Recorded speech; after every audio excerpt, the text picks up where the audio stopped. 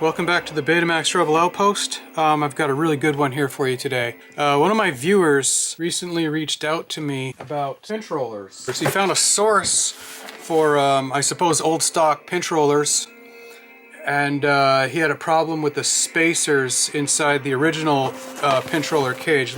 Let me show you what I'm talking about.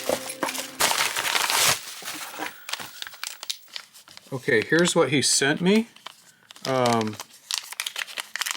So he just pressed out my old rollers and spacers and added his pinch roller and his precision-made spacers and put them in my original cages here.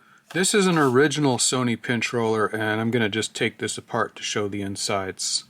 Okay, and I'm going to start by pressing out the pin on an original roller. As you can see, I've got it marked blue so that I can keep track of these things. I don't have any collets for my Dremel setup here. Well, I don't have collets that are small enough to accommodate a tiny drill bit that would be the same diameter as the center pin here to press it through, but that's okay because I've set aside a little method to get through that using the inside guts of a Sony Betamax pinch roller, because it has the same diameter pin, of course.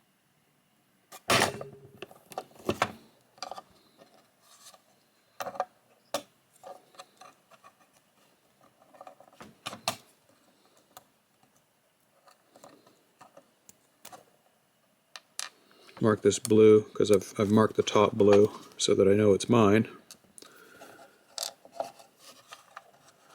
Okay. Mark the top right here.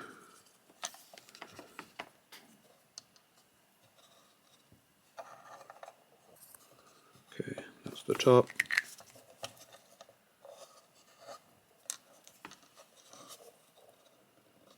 Okay. So there we have it. We've got these two spacers. One is positioned at the top, one positioned at the bottom. The inner bearing is such that it's flanked between these two larger sleeves. These would be the small inner sleeves, and these are the large inner sleeves. And they keep the bearing positioned such that there's a slight offset, so the bearing itself is not directly in the middle. And I'm not sure why that is, but that's just the way it is. However, with a Beta movie pinch roller, the bearing is mounted directly in the center, and that would make it so that the spacers would be an equal size. They'd be an equal length. Okay, that's step one, is showing you guys that. I'll just put this stuff to the side for now, and when I come back to it, I'll just drop a Loctite in the top because it's never been pressed out before. Okay, and here's one of the ones that he sent me. I've marked it red, and same thing, we're just going to take it apart real quick.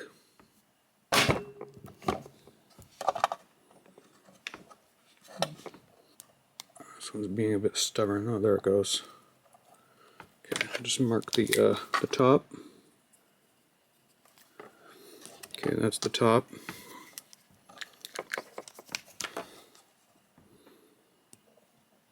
And these should be his new spacers that he was describing. Okay, so that's the bottom one.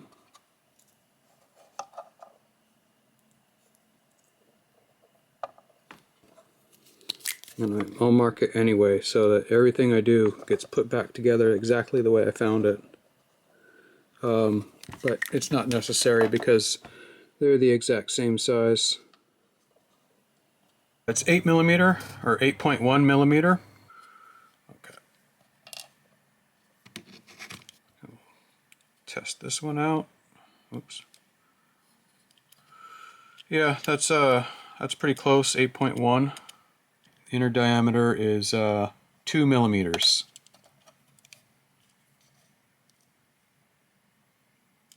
Yeah, 2mm inner diameter, whereas the original Sonys appear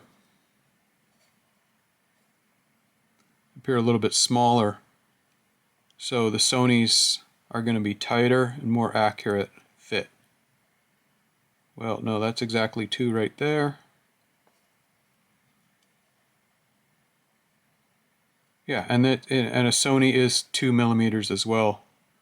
I guess if I had more resolution on the caliper, I can give a more accurate reading, but I'd say it's safe to say that the inner diameters are virtually identical. What I do like about these spacers is that they're manufactured with almost 0 burr. Sony's, if you look really closely at a Sony, you'll see that it's like they almost curled these together. I don't know how they were able to do that, but some of these you can, if you look really carefully, you can see there's a split. I don't see a split on these ones. I guess these are solid. No, I see the split. I don't think the camera can see it, but I can see it. Take a look at the quality of the roller here. So this is one of the new pinch rollers, and I should mark this red so that I don't get these mixed up. We'll do some measurements now just to compare what I believe is a Beta movie pinch roller, because I mean, what else could it be? And it's exactly 18mm. Okay. With an outer diameter of exactly 12 millimeters.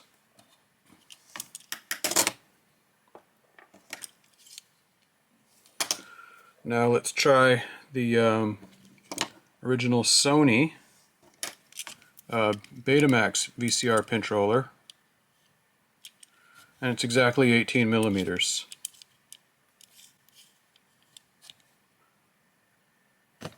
Now we'll try the outer diameter, and that's coming in at 12mm. Well, this also could be due to shrinkage, what's happening here. Maybe it is a tiny bit smaller, but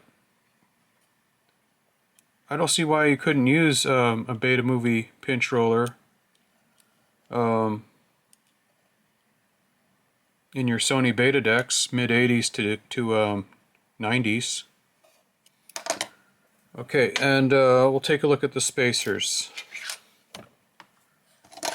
Here's the first spacer, the short one,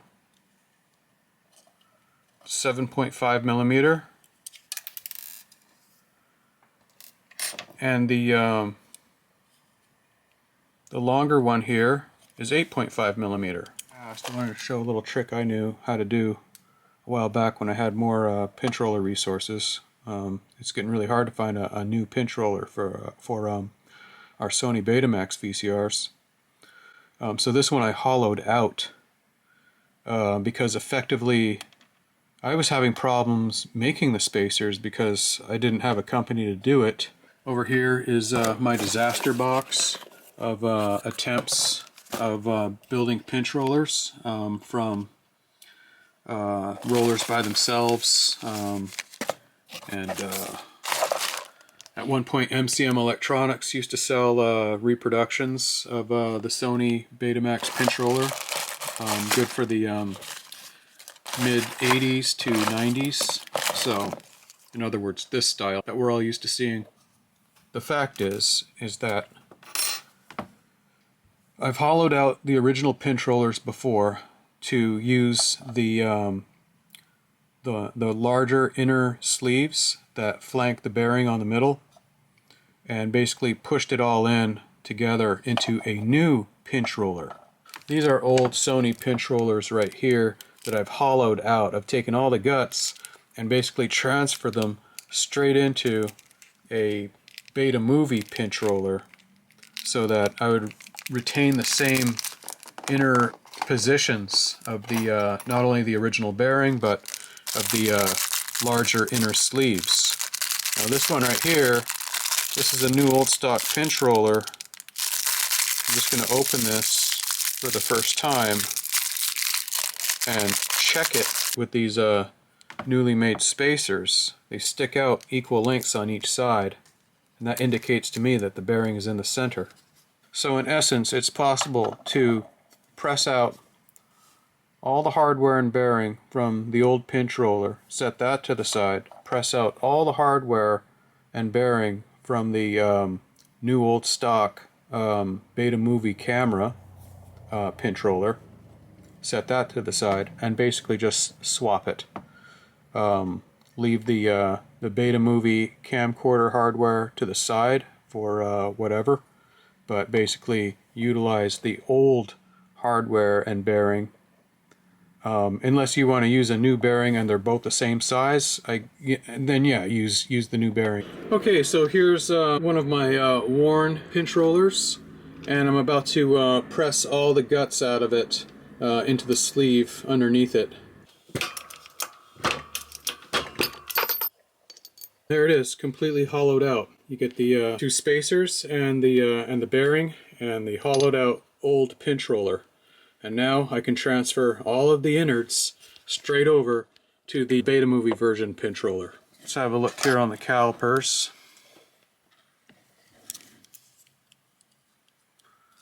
The first sleeve is 7.08, so closer to 7.1. We'll just round it. And the second spacer is also can be rounded to 7.1. So as we can see, both spacers are the same in this pinch roller. So here's what I came up with in order to replicate as close as possible the specifications of the original Sony Betamax pinch roller. And all I've done is transfer the guts out of these original pinch rollers into these new pinch rollers that were originally meant for the Beta movie camcorders. And so here are the Beta movie camcorder outer spacers. As long as you do everything to a T and you mark everything down exactly how you took it out and you put it all back together exactly the way they found it, this is what you should come up with. And to me, I think that's a closer replication of the original Sony part number that's intended to go into mid-80s to 90s Sony Betamax VCRs.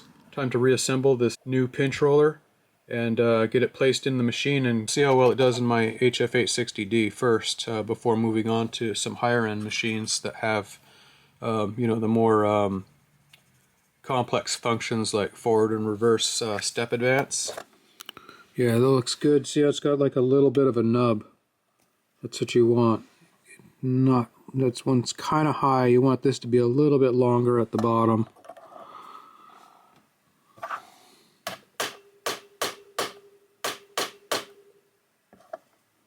That's good right there. Just a little tiny edge on the fingernail, so it's got enough of a bite right there so it can get into the so it can lock into the shuttle. Otherwise it's going to swing back and forth and it won't be able to press up against the capstan. But yeah, this is how yours should come out if you do decide to get the kit. Okay, time to test this thing out in my SLHF 860 that I use for a lot of tape transferring these days.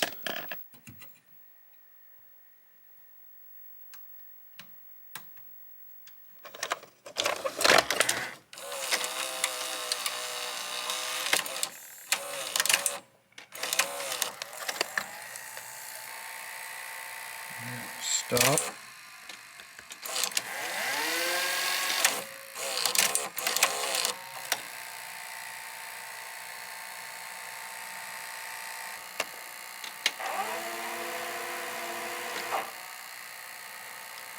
Try stop again. See how it recovers.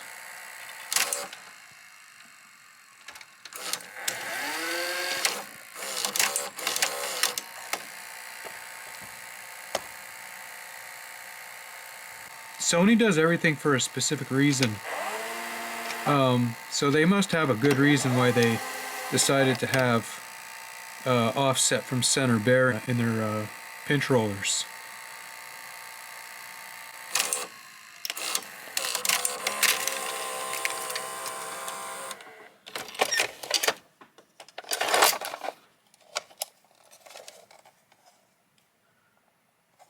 No damage to the tape, no tape curl.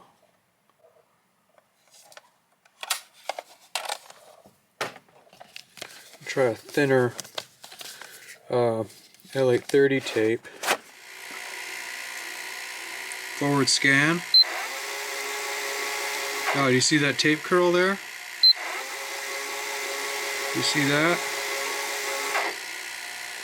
Now rewind. Try forward scan. Reverse. Here's pause.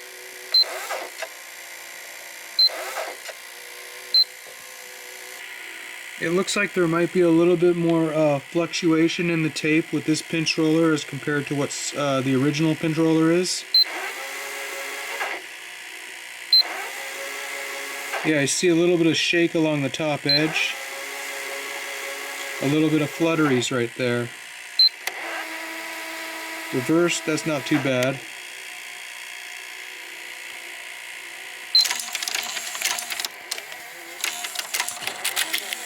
And now we're back to the original pinch roller in this machine playing the L830 tape. Here's forward scan.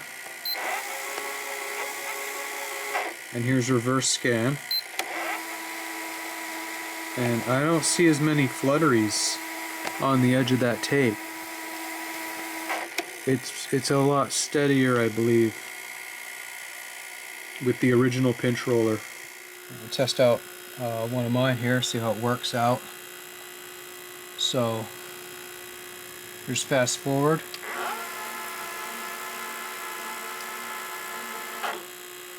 Here's rewind. Yeah, and you see that back and forth it's doing? That's because this pinch roller that I've used from my collection it's got a slight warp in it. So it's not as nice as the old used one that I've had in this machine for years. You see that? Gotta get some more light on it. Yeah, unfortunately this pinch roller that I've built is not going to work out because it's got a warp in the actual roller itself. So when you go into forward scan and reverse scan, you can see the problem, that it's not solid and stable like the old one is. See that little back and forth?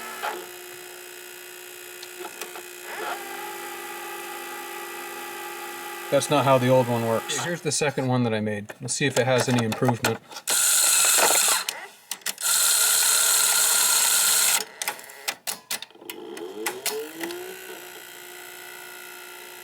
Okay, here's forward scan.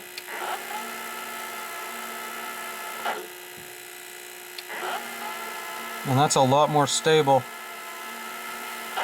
The actual path itself, we don't get that crumpling on the top edge with one of my pinch rollers. But we do have a little bit of warpage in this new old stock Beta movie pinch roller. When we compare that to what I've had in the machine for years, the original. Here's the original that's just been reinstalled. Okay, here's forward scan. And here's reverse scan. See the difference? That arm is not moving at all. Very stable. So this is why it's the case many times over and over again that the old original quality, even though the pinch roller is used, it works better than a new old stock roller. Because the rollers that I have, these new ones that I made, they just have a little bit of warpage to them, and that's just not going to do it all. I can't offer that to my customers for repair, and I certainly can't offer that in one of my restored machines that I'll put up for sale. And I just want to have one more look at my viewer's second new old stock pinch roller that he made. Let's see how this one does under the same conditions.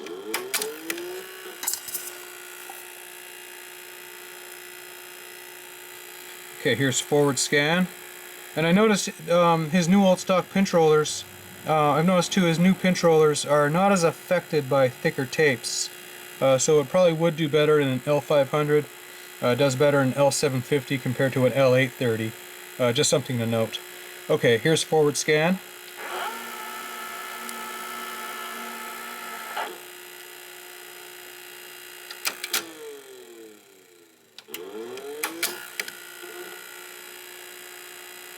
I'm not really detecting any warpage in his pinch roller, so that's good. There's no actual warp itself that's causing the arm to fluctuate back and forth. Here's reverse scan. Seems pretty good.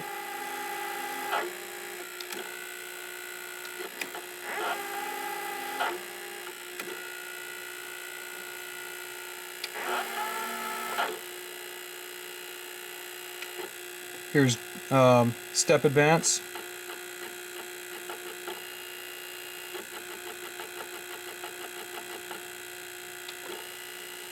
Looks pretty good. Here's reverse step advance.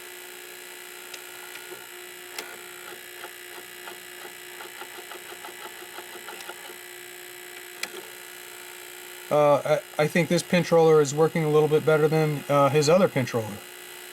But this is with the thicker tape, so let me try using the L830, the thinner formulation.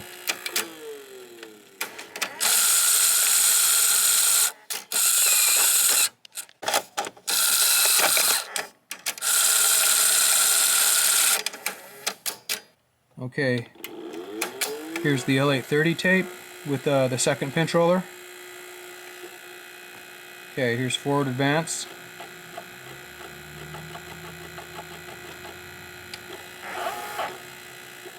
Here's forward scan. Here's reverse scan.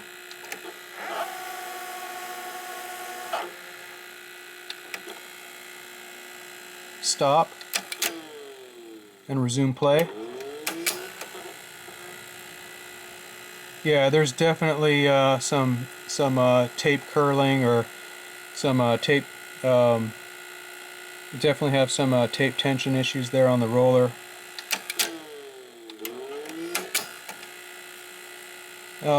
Yeah, it seems to be most prevalent from stop to resume playback.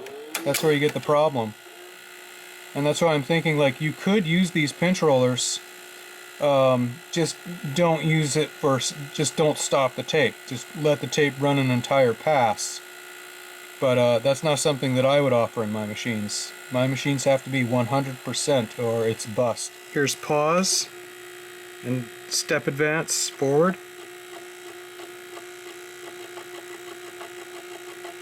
And here's reverse step.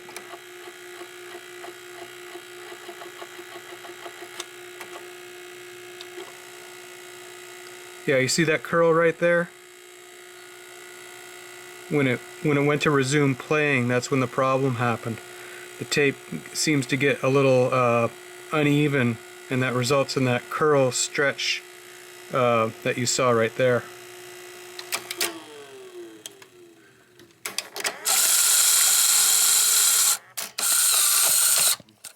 It's not as easy as it looks at first.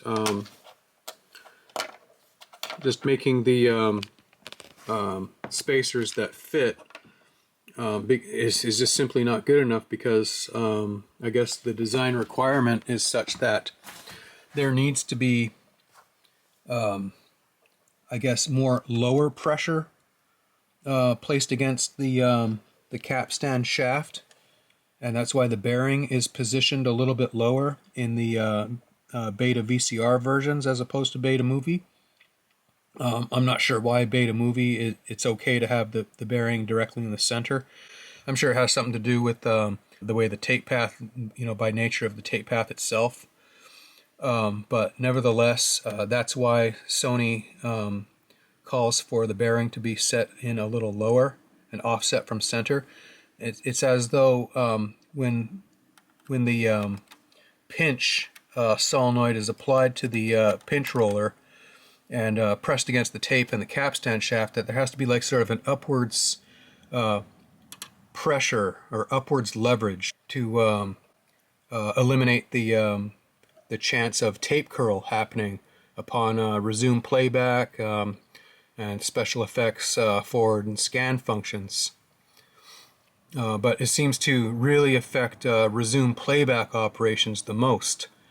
If you're just going to use the one of these new pinch rollers, it seems like it's going to be okay if you're just going to let the tape run all the way through. You may not have a problem. So it might be the solution for just playing the tape back all the way through, so long as you're not going to be doing a lot of stopping and starting and fast forwarding and reverse scanning and those kind of operations, and you just need to do a full pass, then I can see it's probably going to work. But in my opinion and in my experience, this is not the proper way to do things. The proper way of doing things is to go all original. And that's why in so many machines that I've worked on, and so many new pinch rollers I've come across and mods I've tried to do, nothing seems to beat an old original part. Nothing beats an old pinch roller sometimes. A renewed pinch roller can be better than a new pinch roller, especially when it comes to the aftermarket stuff that came out. You know, the generic replacements. Although I never had a problem with PRB or with the MCM brand. So yeah, there you have it. It's still in the experimental stages, so if you're thinking about getting one, just be sure to use it with caution and know what its limitations are. Well, I think that's going to do it for this one. I want to thank my viewer for sending me out these pinch rollers for review and for keeping them. But I don't think it's completely hopeless. I don't think it's something that should be abandoned. I just think that it needs to be thought out a little bit more. I'm pretty confident in one thing, though, is that if you transfer all the outer sleeves and you install it in this roller, as long as the roller doesn't have any warps, and it doesn't look like these two do, and I know one's a little bit better than the other, that should clear the wrinkling problem that's occurring when playback is resumed. If you're interested, there's a link in the description below on where to buy one, but do keep in mind they are in short supply. Okay, thanks for stopping by. I'll see you all next time on the Betamax Rebel Outpost. Enjoy the festivities and have a happy new year.